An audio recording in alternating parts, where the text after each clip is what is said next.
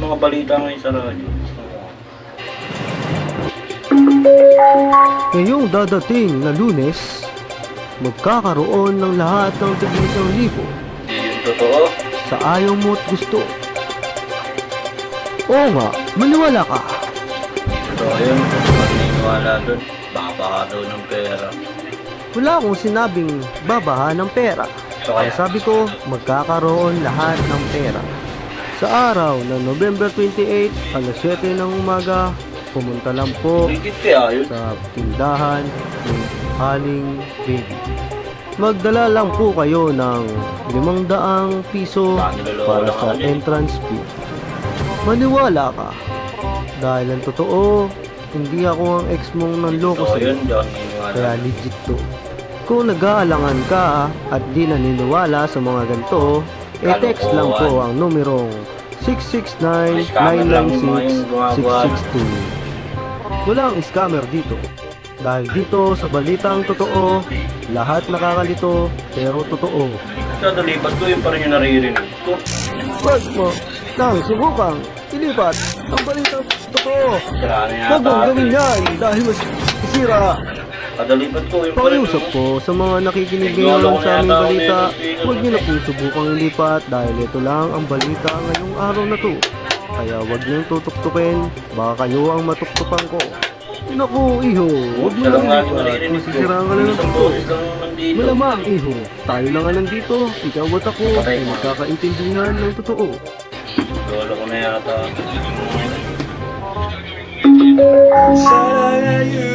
Yan.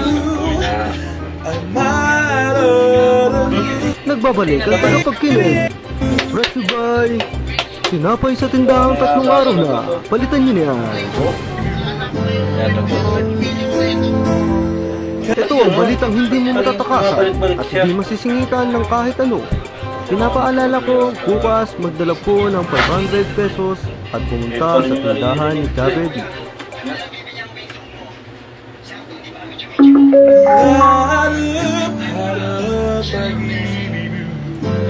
At sa mga nagpapatay po ng radyo, uulitin ko po ang mga sinabi ko nung pinatay nito. Yung mga pinaglolo ko. At sa mga nagsasabing pinaglolo ko sila, hindi ko po kayo pinaglolo ko. Nagbabalitang totoo lang tayo. Lolo ko na Dito talaga sa balitang totoo, lahat ay totoo. Pre, ba't mo hinalog yan? Magulo. Pinaglolo ko yung ano ko. Yung Lalo maglolo ko yan. Ko eh. Kasi puro ay na lang din naririnig ko ano eh. Bakit tayong problema? Ay na lang din At naririnig ko. dahil dalawa na Ay na kayo lang ano. narinig, sasabihin ko Patay mo at ulit. ulitin Patay mo ang ating muna. balitang totoo. Nga pala, may magandang balita at naghahanap kami ng trabaho. Dalawang trabahador. Ay, so, sakto yung dating At ko. nakakulay itim at nakakulay gray ang kailangan namin. Opo. At syempre nararamdaman ko Paano nilalaman sobrang ng saya galing ng na ito? dalawang to. Ang location nito ay sa QC. At syempre, paano ko nalaman? Kumain ako ng gulaman. Magdala lang po kayo ng 2 biodata at isama ang inyong nanay. Ano pang inaantay nyo at inuupo nyo Galing dyan? nyo, nalaman niyo yung mga ano, nakupo daw. Magantay lamang kung Lupit anong nito, lupit ang radyo mo, at pre, ah. kung anong Ay, tsaka tatawagan ng nagkano numero siya. para mag-apply. Lolo ko nga. Natural, kanina mo pa ako pinaglolo ko. At syempre, lahat ng sinabi ko ay joke lamang. Joke lang pala. Ay, joke. Kala namin, pag-asa Huwag namin. na kayong umasa Kaya pa, nga eh. habang buhay lang kayong nandyan. Kaya bye-bye, mga ututo. Ah, pre, makalis na nga. Yung radyo mo, may halimaw yata dyan. Kaya nga eh. Mas halimaw ka. Kala ko, may trabaho na tayo. Tatapos Bukas na tayo ang ulit. balitang totoo. Thank you na nga. Saan maraming Lolo loko-loko ko lang na ako ututo. nito eh.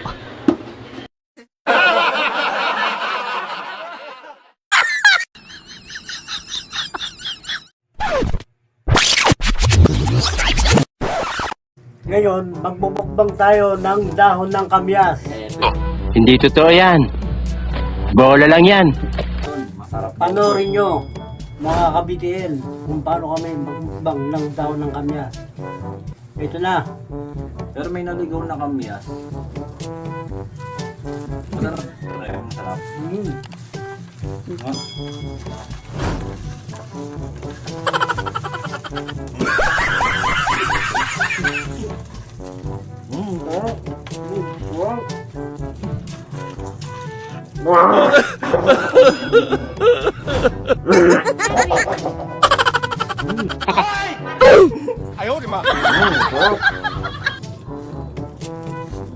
Parang lasang tuba eh.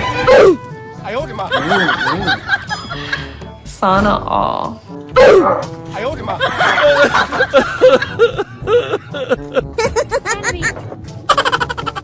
Pati ang itsura nito, oh.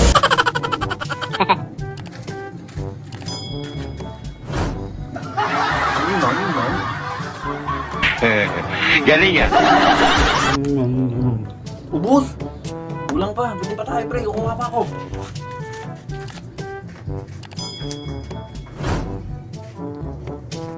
Pogi nito.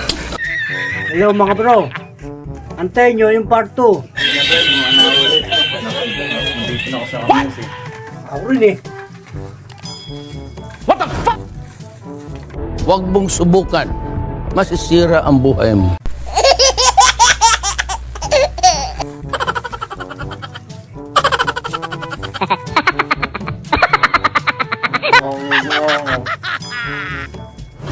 Nga.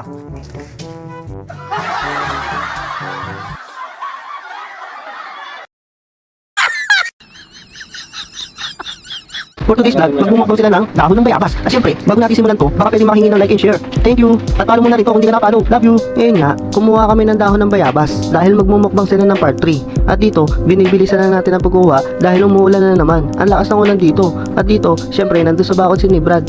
Nihila niya na mabuti. At ngayon, nandito na huhugasan natin para luminis. Nang sa ganun, hindi gayahin ng lahat dahil wala pang hugas, kakainin mo na agad.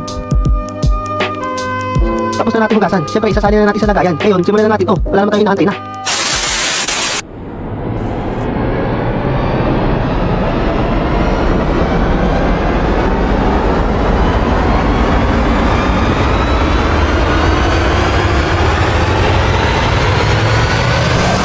Ngayon magmumukbang po tayo ng dahon ng bayabas.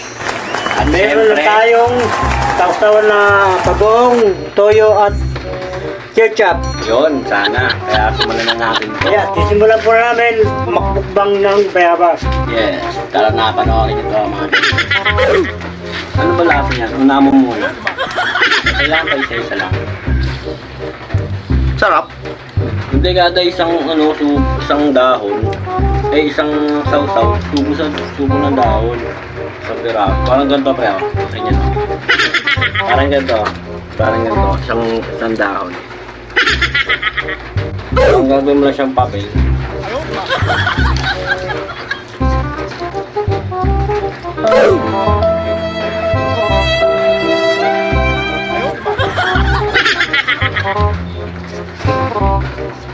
Ketchup. Toyo.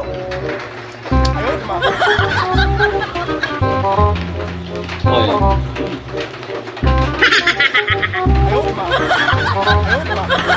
Nakakatulog dito sa mga mayroong sugat. Sa mga mayroong sugat. Huwag niyong maligyan ng bayabas.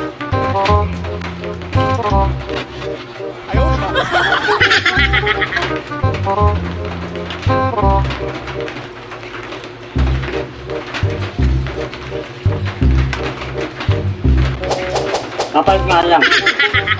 At pag kinusok sa bagong na to,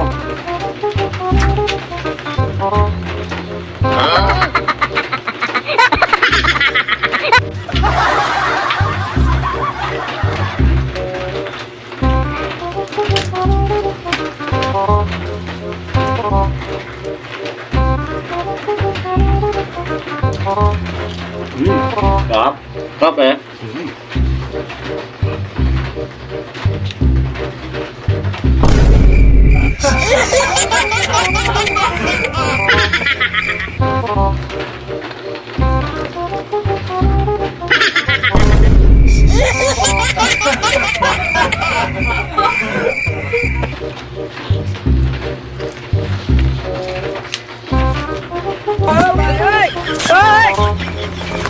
huwag po gagayahin ng mga bata to ha. Dis lang yung mga magulang, gabayin yung mga anak. Huwag pong gagayahin to. Opo. Kami lang nakagawa nito. Mga eksperto na po ang gumagawa nito. Ganun sana.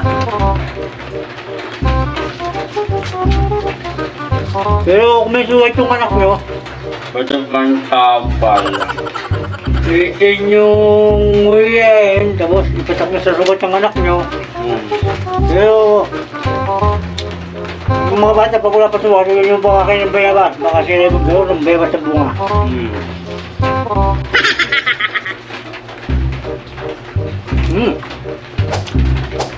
Nananapak pa yung bagong.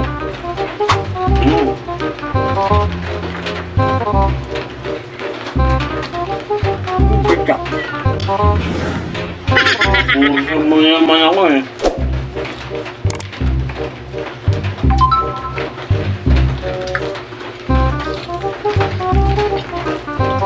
Sarap ng ketchup.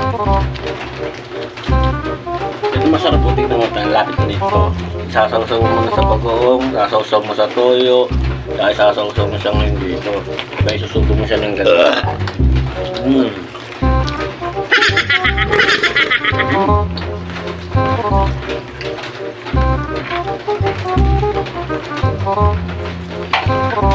Kaya yung mga nanay pwedeng umain ng bayabas. At walang sugat. Huwag lang yung mga anak.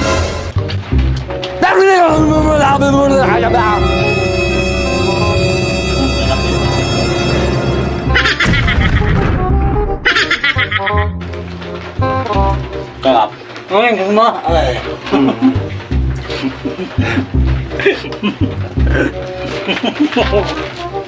Sarap. Bus na pre.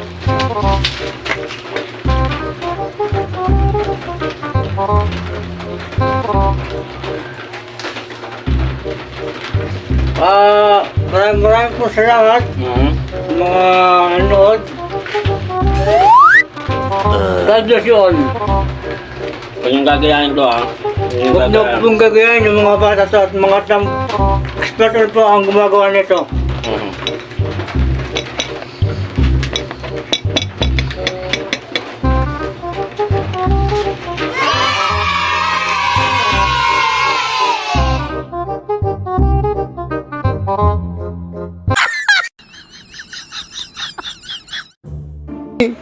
Natutuwa si tatay nito. Wala akong laruan. Sana bilhin niya. Tay, may nakuha akong laruan doon. Kinuha ko na agad.